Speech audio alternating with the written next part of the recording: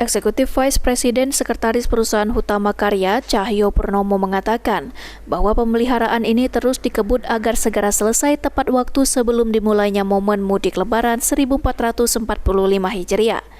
Metode yang digunakan adalah metode beton rigid di tol terpeka dengan progres pengerjaan mencapai 52% dan target rampung akhir Maret ini.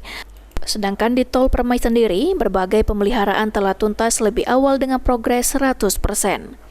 Ditambahkan, Cahyo menjelaskan bahwa pemilihan metode pemeliharaan dengan beton rigid ataupun dengan flexible pavement disesuaikan terhadap perkerasan exiting dari jalan tol, sehingga pengguna jalan tol dapat merasakan kualitas jalan tol yang semakin nyaman. PT HK memastikan perjalanan pemudik aman dan nyaman saat melintasi JTTS dengan seluruh. PT HK menjalani rekondisi jalan tol yang dilakukan sejak awal bulan Januari 2024 dengan seluruh pengerjaan menciptakan kondisi zero pothole atau tanpa lubang. Ahmad Romawi, PAL TV.